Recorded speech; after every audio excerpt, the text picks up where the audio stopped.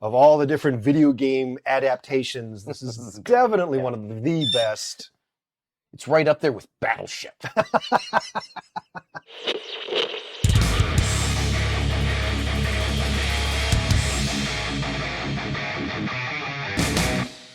My wife asked me to hand her the chapstick, and I accidentally handed her a glue stick. And she hasn't talked to me since. Welcome to the Two Gaming Dudes. Click subscribe, The Last of Us, episodes 2 and 3. Yeah. Why 2 and 3 when episode 4 is probably up by the time you're watching this? I don't know, just because. Too long to get into. But episode 2, The Infected. So they're making their way out of Boston. Yep. And our heroes... actually, it starts with a magnificent scene that I fell in love with. The microbiologist, the mycologist in Indonesia gets picked up and it's like, this has just started. You get to see the infection from the beginning and her desperate reaction. Much like the first scene in the first episode where the talking heads are talking about what if something happened. Right. I mean, it really does set up everything that's about to happen in the episode, which I love that. Just fucking incredible. I was in love with that whole sequence, that whole... All these new little things that they've added to the series from the, that's not in the game. Yeah. So far, I've really, really liked that. Yeah, no, they're all great. Bomb the entire city. Shit, this bitch ain't fucking around. Yeah, yeah. And then we fast forward. Okay, so it's back to modern day. They're making their way out of Boston, and they're supposed to meet the other Fireflies in the state building. Yep. And they run into trouble with some infected. They get to the state house, and all the Fireflies are dead. Oh my God. Are you okay? I'm getting into. And Tess is bitten. And she's going to stay and sacrifice herself so they can escape. Yeah. And she blows up the building.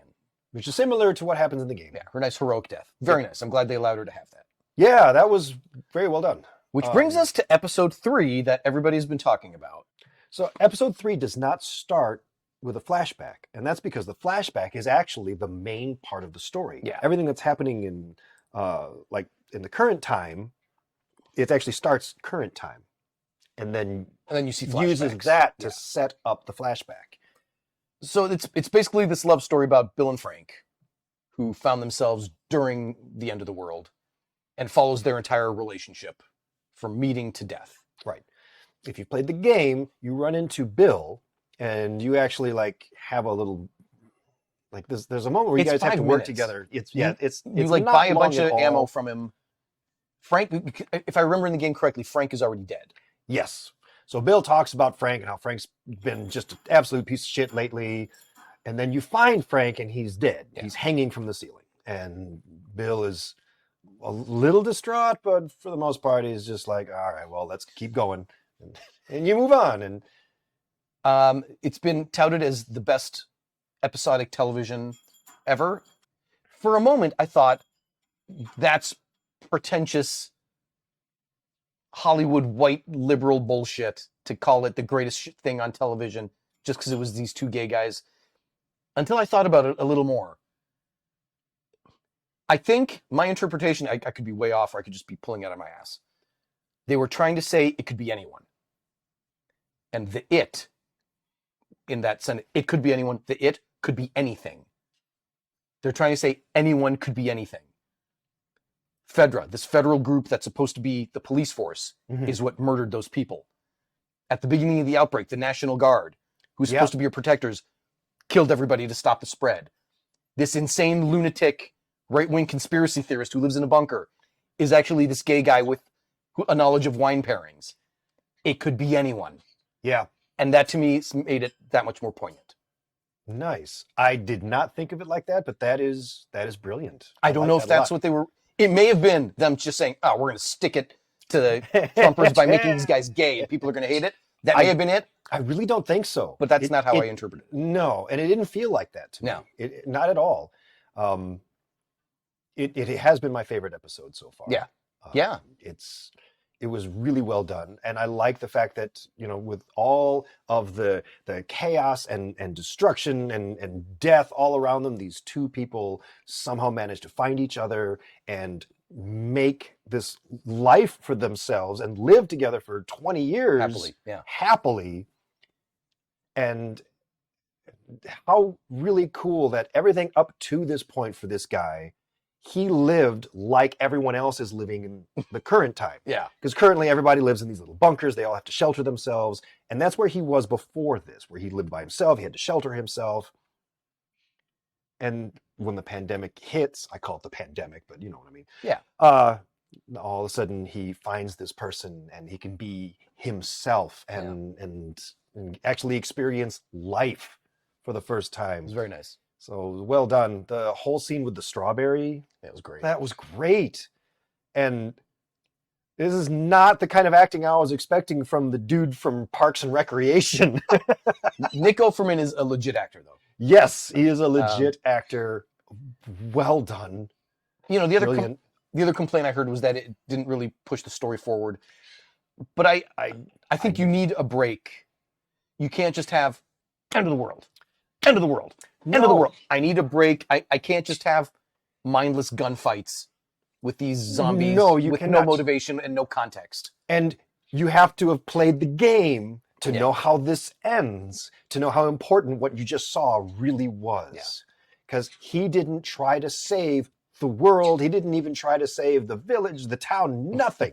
Right. But he did everything he could to save that one guy. Yeah. The one person that was important to him. Holy shit, is that going to be important later? It's just so fucking well done. It's so fucking well done. Really well done. I've only had one very minor issue. That's on me. And that's Ellie. Really? The actress that plays her, really. So I'm used to Ellie from the game. And Ellie from the game is... she's much less...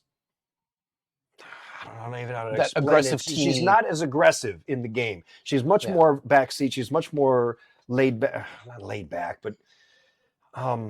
she's not the typical Disney in-your-face teen. I know everything and I'm sassy. Yes, she's not far sassy. less sassy. Yeah.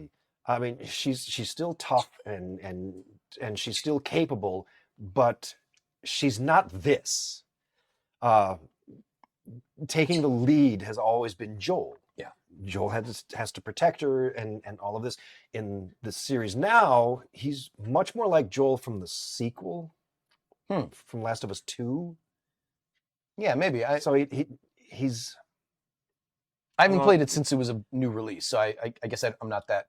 All right, so you know, he's still a badass, which is awesome. That's what you want from Joel, but he's much less of the guy protecting her as much as she can protect herself just fine. When she stabs that one thing in the second episode, just stabs it in the head with almost no real emotion, just rage, and just stabs the thing. I'm like, that was weird. It's fine, but I don't know. This doesn't feel like the Ellie from the game. This feels like the Ellie more from the sequel, where she really had to start looking after herself a lot more. But that it wasn't just out of the blue. They had set that up earlier with the dialogue. Does it ever bother you knowing that they used to be a person? And he ignores the question. And you see her reliving that conversation in her head before you can see her thinking, this used to be a person. I have no choice. I get what you're saying, that they changed her a little bit. Right. But I don't care. I don't. And again, because it's done well. It's a small nitpick. Overall, I love the series. I love these characters. I think they're doing a great job. Of all the different video game adaptations, this is definitely one of the best. It's right up there with Battleship. Battleship was awesome. Stars the Pacific Rim guy. Come on, he's awesome. That is true. Okay, great. Now I need to go watch Battleship. All right. What was that stupid motorcycle club movie he was in? That stupid series. Sons of Anarchy. Oh, was he in that too? Sons of Anarchy. Piece of shit. I never saw that. It's dumb. You watch it anyway, because for like 4 or 5 episodes, you're like, man, this is really cool. And you realize after 6 episodes, this is the stupidest shit ever on TV. It's so fucking stupid. But I'm going to watch the rest of it anyway. Because it's motorcycles and gunfights. I guess I'll watch. Okay, cool. Well, thankfully, The Last of Us is not No, that. this is It magnificent. is to me, absolutely man. worth watching because it's really well done. I'm just in love with it. Cool. Well, there you go. Leave some comments down below. Let us know what you think of the series so far, especially episode 3. If you liked it a whole lot, I'd love to know. Leave some comments. If you thought the episode was just a filler episode and made no sense, say that down there too. If you think it was liberal Hollywood pushing an agenda, I'd like to start that debate as well. Convince me.